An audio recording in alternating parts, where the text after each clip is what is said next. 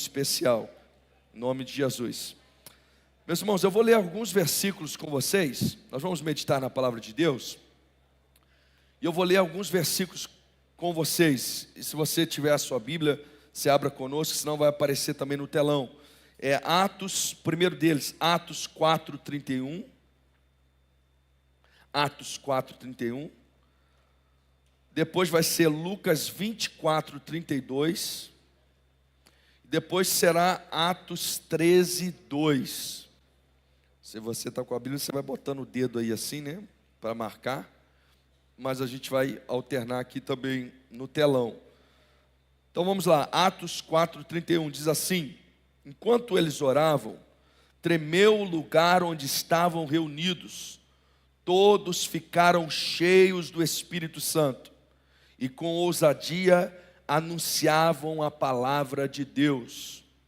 Agora pulando lá para Lucas, ou voltando para Lucas 24:32, diz assim: e disseram um ao outro, não é verdade que o nosso coração nos ardia no peito, enquanto ele nos falava pelo caminho, quando nos explicava as Escrituras? Agora Atos 13:2. Enquanto eles estavam adorando o Senhor e jejuando, o Espírito Santo disse: separem-me agora Barnabé e Saulo para a obra a que os tenho chamado. Amém? Feche os olhos. Senhor, obrigado pela oportunidade que temos de estar juntos aqui hoje, adorando o Teu nome, louvando, bendizendo, glorificando, recebendo de Ti, sendo ministrado por Ti, Senhor. Ó Deus, é muito precioso a oportunidade de estar na Tua casa, é precioso estar com os nossos irmãos. Ó Deus, é maravilhoso estarmos num ambiente como esse, de adoração, de louvor, de entrega, onde, Senhor, a Tua presença, ela é sentida, onde, Senhor, o simples fato de aqui estarmos nos traz bênção, nos traz renovo, refrigério, graça. Senhor, nós saímos daqui revigorados para a semana que temos pela frente. Ó Deus, e nós entendemos que esse é um momento importante, precioso e de grande privilégio que nós temos de meditar na Tua palavra. Por isso pedimos que Tu, ó Espírito Santo de Deus, o inspirador, aquele que é o autor dessa palavra, que Tu fale aos nossos corações, que Tu nos dê a compreensão clara, o entendimento, a percepção daquilo que Tu queres ministrar nas nossas vidas, nos ajude a aplicar e a vivenciar de acordo com a Tua palavra, em nome de Jesus. Amém. Amém. Aleluia. Meus irmãos, aparentemente esses três textos que eu li, eles não estão conectados no seu contexto, são textos diferentes, e vocês, logo nós vamos chegar a eles. Mas o que eu quero destacar nesse texto é que, enquanto fazia minhas leituras, meus devocionais, o Espírito de Deus começou a me chamar a atenção para o enquanto, como diversas coisas aconteciam enquanto as pessoas estavam fazendo algo. Alguns enquantos que as pessoas fazem, que geram e trazem à existência a manifestação da graça de Deus, do poder, da resposta, da direção, da voz, da presença do Espírito Santo de Deus. Deus me chamou a atenção para isso. As coisas, queridos, na vida, elas não acontecem simplesmente do nada. Normalmente são respostas ao que nós fazemos. A colheita, sempre que nós colhemos, a colheita em si, ela é uma expressão da graça de Deus. Você semeia uma pequena semente, mas quando você vai colher, você não colhe uma semente, não nasce uma semente da semente. Você semeia uma pequena semente, mas a graça de Deus entra em ação e te faz colher muitos e muitos frutos vindos daquela pequena semente. Mas, no entanto, sem a semente ou sem a semeadura não existe a colheita. Sem que aquela semente seja lançada na terra, você é incapaz de colher. Então, quando você semeia uma pequena semente de laranja, por exemplo, você não vai colher uma semente de laranja, você vai colher várias e várias laranjas com várias e várias sementes. E aí, por sua vez, se você semeia uma pequena semente de laranja, Você não vai colher uma maçã, porque você semeou laranja. Você não vai colher outra coisa, mas por sua vez também, você não colherá as laranjas se você não antes semear aquela pequena semente de laranja. Então as coisas, elas têm razão de ser, razão de existir, razão para acontecer. E a gente costuma às vezes ignorar o processo das coisas. Nós vemos uma pessoa triunfando e nós não percebemos ou esquecemos o processo que ela passou para aquele triunfo. É maravilhoso talvez ver alguém com um diploma da faculdade na mão, tirando uma foto, mas você às vezes não tem noção ou é incapaz de enxergar naquele momento as noites de sono sem dormir, né, os trabalhos que foram realizados, as pesquisas feitas, a pessoa, o tanto que ela bateu cabeça, o tanto que ela foi estudar sem vontade, o tanto que ela se determinou até que ela chegasse àquele diploma, vamos dizer assim. Quando você vê um atleta levantando um troféu, você vê ali aquele momento de glória, de celebração, mas você não imagina o tanto de treinamento que tem atrás daquilo ali, o tanto de dieta, de dedicação, de disciplina exercida para que ele pudesse chegar àquela tão dita conquista.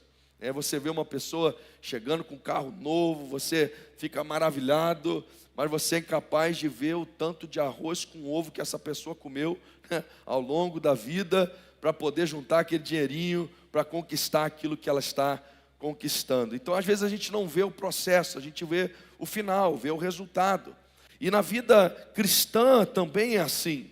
Por vezes nós olhamos para as pessoas sendo abençoadas, sendo agraciadas, sendo cheias do Espírito Santo, ministérios florescendo, frutificando, pessoas amadurecendo na fé, pessoas tendo suas famílias abençoadas, agraciadas. Nós olhamos e às vezes imaginamos que isso é resultado apenas do acaso. Há quem ainda pense que talvez Deus tenha filhos preferidos. E aí ele olha para uma igreja como essa, e dentre nós aqui ele decide assim: não, aquele eu vou abençoar, aquele eu não vou não. Aquele lá eu vou dar uma família abençoada, esse outro eu não vou não. Aquele eu vou encher do Espírito Santo, e esse outro eu não vou fazer não. Pelo contrário, toda vez que a Bíblia vai nos falar de igreja, de povo de Deus, ele vai dizer que Deus deseja fazer o mesmo para todos nós. Por exemplo, em relação ao seu espírito, ele diz assim: pode um pai dar coisas ruins para o seu filho? Pode o pai dar pedra quando o seu filho pede pão, né? Ou alguma outra coisa ruim quando ele pede peixe? Pois se os pais sabem dar boas coisas aos seus filhos, quanto mais dará Deus àqueles que lhe pedirem o seu Espírito Santo. Então está acessível, está disponível a todos nós. O desejo de Deus é que todos nós avancemos, crescemos, prosperemos, é que todos nós nos desenvolvamos na fé e desfrutemos da vida abundante, da vida extraordinária que Ele tem reservado e preparado para cada um de nós. Mas, no entanto, às vezes a gente olha para as pessoas, olha para as coisas acontecendo, olha para uma pessoa cheia de Deus, olha para uma pessoa recebendo de Deus, uma pessoa sendo usada por Deus, uma pessoa se desenvolvendo na sua vida, na sua fé, e nós somos incapazes de imaginar o que acontece nos enquanto da vida dessa pessoa. Nos enquanto da vida dessa pessoa. Os bastidores muitas vezes não são revelados. Esses textos que nós lemos, eles vão dizer o seguinte, que enquanto o povo orava, o Senhor derramou o seu Espírito sobre eles ali. O outro vai dizer que enquanto eles ouviam a palavra de Deus, os seus corações estavam estranhamente aquecidos, abrasados, inflamados. O outro vai dizer que enquanto eles estavam reunidos em adoração, em jejum, Deus disse para eles e trouxe sobre eles direcionamento, dizendo: aparta Barnabé e Saulo para a obra que eu tenho reservado para eles. Muitas coisas acontecem em resultado aos nossos encontros. Muitas coisas acontecem em resultado àquilo que nós vamos semeando na nossa vida, quando ninguém está vendo, quando ninguém está notando. É o nosso enquanto do dia a dia que vai trazer resultados preciosos e manifestará sobre nós a graça do Senhor. Há muitos enquantos na Bíblia, e os enquantos positivos estão conectados ao que esses 3 enquantos aqui que eu separei, ou esses 3 versículos que eu separei, falam, e eu quero olhar um pouquinho sobre cada um deles com vocês. O primeiro diz que enquanto eles oravam, o que acontece enquanto nós oramos? O que acontece enquanto nós oramos? Enquanto eles oravam, diz o texto que o lugar que eles estavam estremeceu, e todos foram cheios do Espírito Santo de Deus. É interessante que você não vai encontrar na Bíblia referências aleatórias. Enquanto eles estavam fazendo coisas aleatórias, o Espírito Santo veio sobre eles. Não é assim que funciona, você sabe disso. Enquanto eles estavam jogando papo fora, ou enquanto eles estavam maratonando uma série, ou enquanto eles estavam praticando um esporte, não estou dizendo contra essas coisas, não estou dizendo que isso tudo pode ser praticado, mas o que eu estou te explicando é que não é enquanto se faz essas coisas que vem sobre nós a manifestação sobrenatural de Deus, mas é enquanto eles oravam.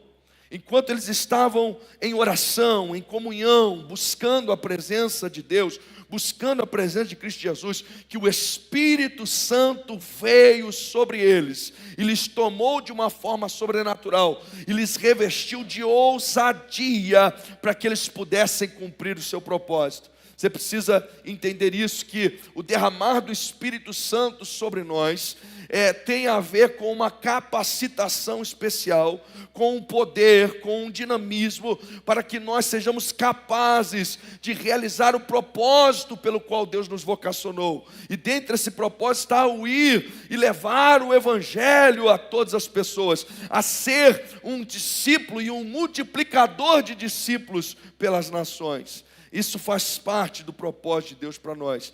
Há um pseudo-pentecostalismo que vende a manifestação do Espírito Santo como apenas uma sensação de calafrio, né? um arrepio na coluna, como se fosse uma dose de homeopática sobre nós, que nós experimentamos uma sensação extraordinária e isso depois acaba e a gente continua do mesmo jeito. Não, o derramar do Espírito na Bíblia envolve o revestimento de poder, de unção, de autoridade, a capacitação para a missão, para o propósito, nos demovendo da nossa zona de conforto e fazendo de nós instrumentos preciosos da propagação do Evangelho de Cristo Jesus aonde nós estamos e onde vamos. Então diz o texto que enquanto eles oravam, veio sobre eles o Espírito Santo de Deus.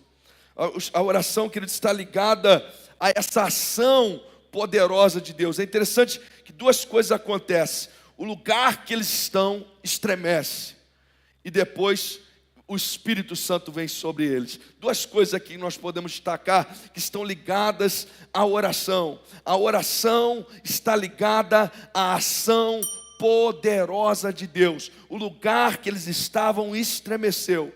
Meus irmãos, milagres acontecem enquanto oramos. Milagres acontecem enquanto oramos. Enquanto nós oramos a provisão, enquanto nós oramos a cura, enquanto nós oramos a livramento, enquanto nós oramos a resposta, cadeias se rompem, cadeias se quebram, amarras são tiradas, amarras são eliminadas. Há poder na oração do justo. Deus se manifesta de forma poderosa. O poder da oração é porque enquanto nós oramos, nós estamos falando com Deus, nós estamos tendo comunhão com Jesus, e não tem como entrar na presença de Jesus, não tem como ter comunhão com Jesus e não ser impactado, não ser tocado, não ser transformado, não ser mudado. Não tem como Jesus estar presente no lugar e algo extraordinário não acontecer. Então, enquanto eles oravam, aquele lugar estremeceu. Há o texto de Atos 12:5 que vai dizer que Pedro estava guardado na prisão, mas a igreja orava com insistência a Deus por ele. Você conhece o texto possivelmente, diz que Deus envia uma resposta para Pedro e ele é livre das cadeias. As cadeias se quebram, as cadeias se rompem. Deus envia anjo onde Pedro está e Pedro sai de lá liberto pelo poder de Deus sobrenatural. Meus irmãos, enquanto nós oramos, coisas extraordinárias acontecem. Preste atenção, você está querendo o resultado que outros estão tendo, mas você está esquecendo do enquanto dessas pessoas.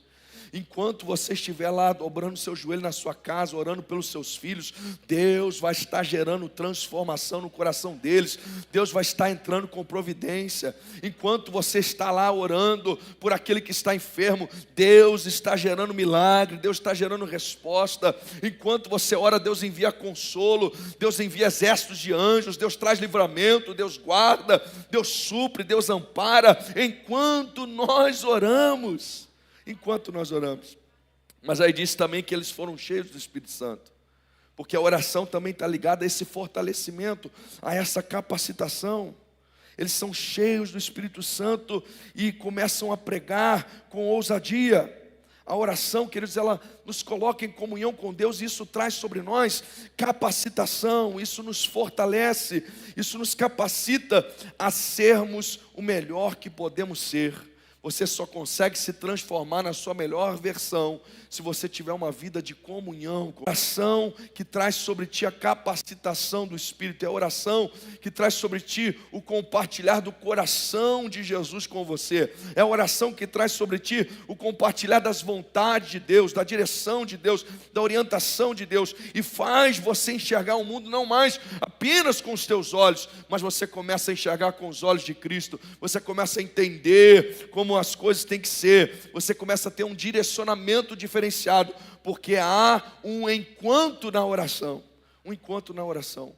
As dúvidas vão sendo sanadas, os questionamentos vão sendo superados enquanto nós oramos. Enquanto nós oramos. O segundo texto de Lucas 24, 32 se refere aos dois discípulos que estavam indo para o caminho de Emaús. E eles estão revoltados, decepcionados. Jesus vai ao lado deles e Jesus começa a pregar para eles. Jesus começa a ensiná-los, começa a explicar as escrituras àqueles dois discípulos. E aí eles chegam na cidade, Jesus faz que vai mais longe, eles convidam para entrar, eles sentam à mesa, Jesus parte o pão e o vinho, a ceia, né? Jesus parte o pão e o vinho e diz a Bíblia que os olhos deles caem. E eles reconhecem que é Jesus. E aí Jesus então desaparece. E aí eles começam a conversar um com o outro. E eles começam a lembrar desse caminho. E começam a lembrar do que aconteceu. E eles chegam à seguinte constatação: enquanto Jesus falava conosco, o nosso coração ardia.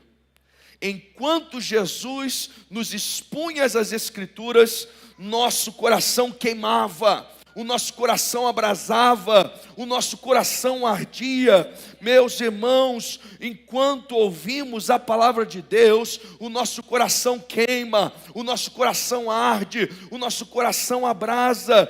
Nós precisamos ter corações aquecidos, mas para ter um coração aquecido, nós precisamos ter contato com a palavra de Deus. Você vem ao domingo, isso é importante, e o teu coração aquece, e você sai daqui revigorado, aquecido, renovado para uma semana.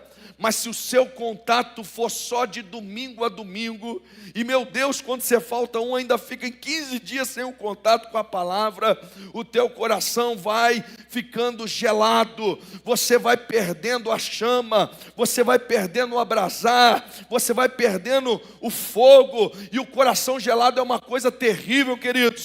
É o contrário de que tem o coração abrasado. Coração gelado tudo fica difícil, coração gelado tudo fica triste, tudo fica pesado. Coração gelado as coisas ficam difíceis. É como uma espada sem fio, é como uma faca sem corte. Fica difícil cortar, dói a mão, dói o braço, fica custoso, as coisas vão ficando sem sal, vai ficando complicado, é como uma engrenagem sem óleo, vai ficando difícil rodar, vai danificando as peças.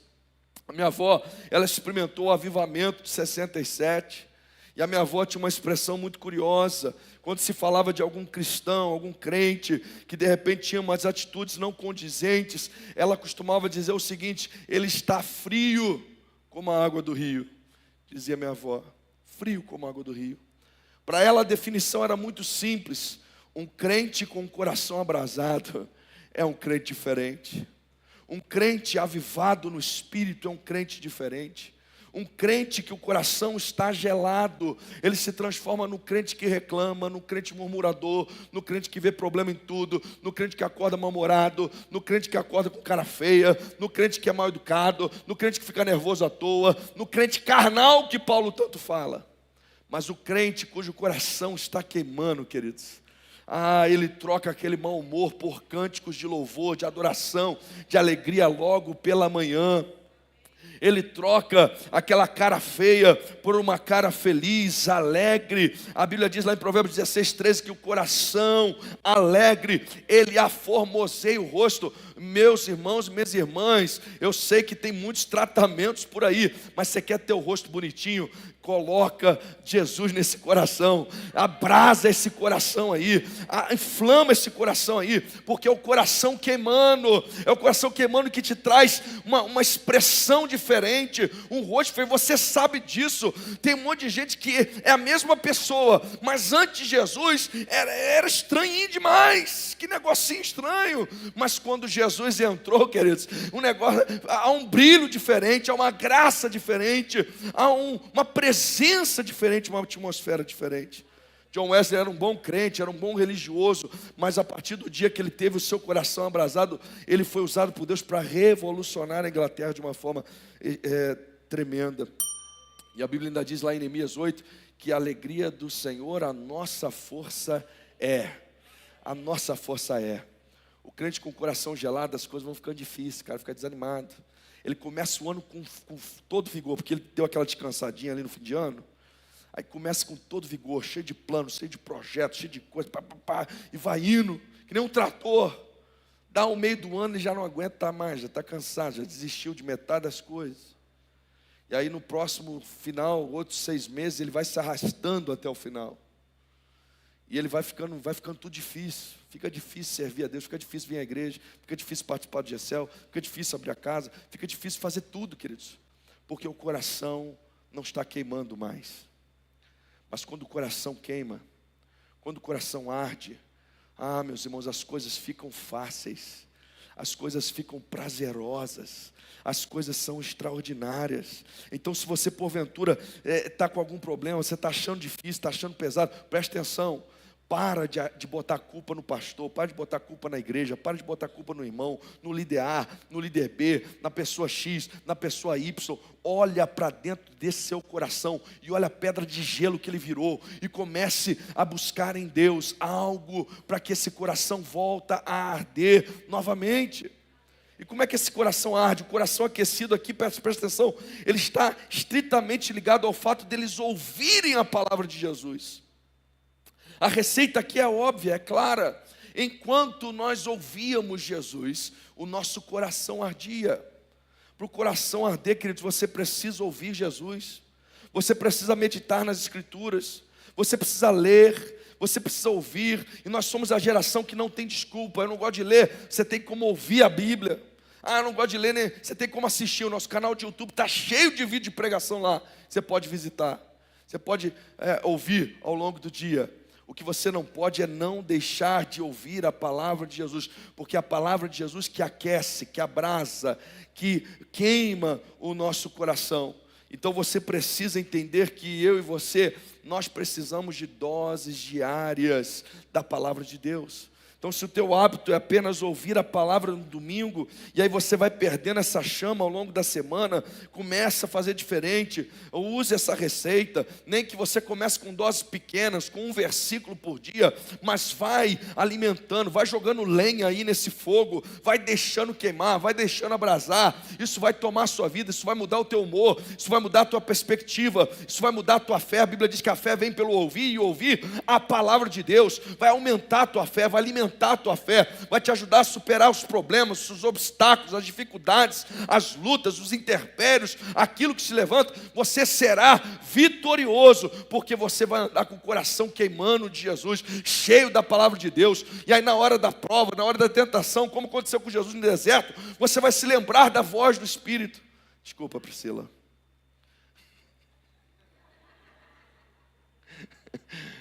Ela deu uma olhadinha assim, tipo, estava em 2x aqui. Você vai se lembrar da voz do Espírito no meio da tentação no deserto. E aí você vai lembrar dos versículos, da palavra, e vai superar e vai conseguir eliminar as dificuldades que surgem no seu caminho. O terceiro versículo fala de enquanto eles adoravam e jejuavam. O texto fala da igreja num culto, reunido num culto. E diz que eles estavam adorando e jejuando e se consagrando ao Senhor. E enquanto eles faziam isso, o Senhor trouxe sabedoria, direcionamento a eles. O Espírito diz claramente a eles: aparta para mim Barnabé e Saulo, para a obra missionária, para a obra do ministério que eu tenho para eles. Apartem, separem esses dois homens. E o Senhor traz direcionamento ali ao povo de Deus. Meus irmãos, nós fazemos às vezes tudo errado. Nós queremos direcionamento de Deus e nós não buscamos da forma como deveríamos. E às vezes, por falta do direcionamento que nós não temos, nós não conseguimos adorar a Deus, porque a gente está cheio de preocupação, de coisas, e a gente não consegue adorar. Mas a receita bíblica aqui para nós é que em meio à adoração, em meio à consagração, o Senhor traz direcionamento, o Senhor traz resposta.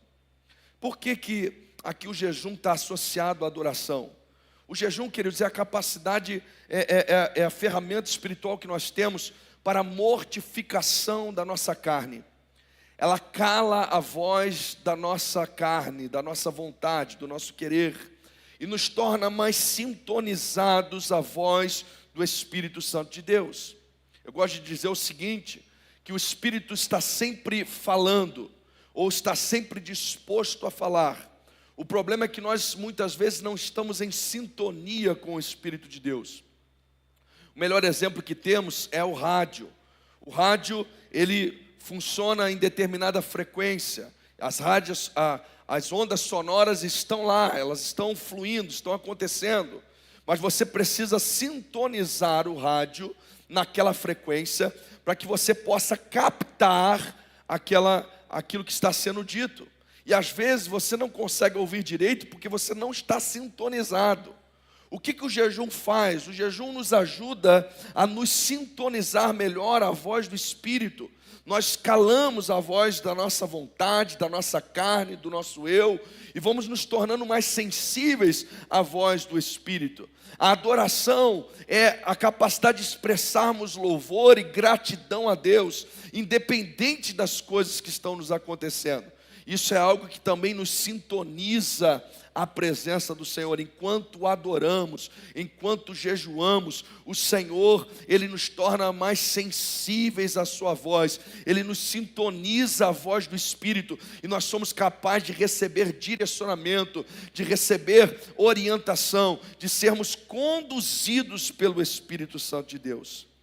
E a adoração, então, ela vai, nessa adoração ela exercita a gratidão e esse reconhecimento da soberania de Deus sobre as nossas vidas. Preste atenção, enquanto eles adoravam e jejuavam, o Espírito Santo falou com eles. Quando você adora, você tira o foco de você. O cerne do pecado no homem é colocar o homem no centro do seu universo. Quando nós adoramos, nós tiramos o foco de nós e nós reconhecemos que Deus, Ele é soberano, que Ele é o centro de tudo, que Ele é a razão de tudo. E ao fazermos isso, nós nos sintonizamos a Ele, somos capazes de receber a direção que tanto procuramos, que tanto queremos, que tanto precisamos. No jejum, mortificamos a nossa carne para que estejamos sensíveis ao que Deus tem para falar e ministrar na nossa vida no nosso coração. Perceba que nós temos aqui o encontro da oração, o encontro da palavra de Deus, o encontro do jejum e da adoração. Enquanto a igreja fazia isso, enquanto os homens e mulheres de Deus faziam isso, Deus manifestava graça sobre eles. Existem alguns encontros que você precisa fazer. Como tem sido os encontros da tua vida? Como tem sido os períodos da sua vida? O que você tem feito? Quais são suas práticas? Quais são suas práticas espirituais? Quais são suas práticas piedosas? O que você tem feito? Qual é a semente que você tem colocado na terra? Você está na expectativa de colher a resposta de Deus, a direção de Deus, a bênção de Deus, o renovo, o milagre, a graça. Mas qual semente você tem colocado na terra? Ou você não tem lançado semente nenhuma, e você tem a expectativa de colher algo que você não tem semeado? Nós precisamos entender que os nossos encontros precisam contemplar uma vida de piedade, uma vida de adoração, uma vida de consagração, uma vida de oração, uma vida de leitura da palavra, porque assim o Senhor vai se manifestar em nosso favor. O Senhor vai derramar a graça dele sobre as nossas vidas. Não tem a ver com você ter mérito naquilo que você está fazendo, mas tem a ver com você viver pela fé, você acreditar no que Deus tem para te oferecer e você viver na presença dele, porque é na presença dele que você vai ser contagiado pelo perfume de Cristo, pela graça de Cristo, pela presença de Cristo. Que o Senhor nos dê graça, que o Senhor nos abençoe, em nome de Jesus, e que enquanto você vai vivendo, você possa também contemplar essas práticas espirituais na sua vida, no nome de Jesus. Amém? Fique de pé, vou convidar os pastores a virem aqui. Nós vamos consagrar a ceia, nós vamos participar da ceia do Senhor. A ceia do Senhor nos é muito importante, porque enquanto participamos dela, nós estamos lembrando do que Jesus fez por nós.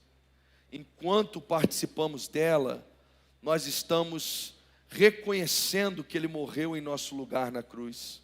Enquanto participamos da ceia, nós estamos declarando que Jesus viveu entre nós, que Ele morreu em nosso lugar, mas que também Ele venceu a morte e Ele ressuscitou, está vivo e virá nos buscar. O Senhor disse: vocês têm que fazer isso todas as vezes que vocês se reunirem em memória de mim. Em memória de mim. Amém?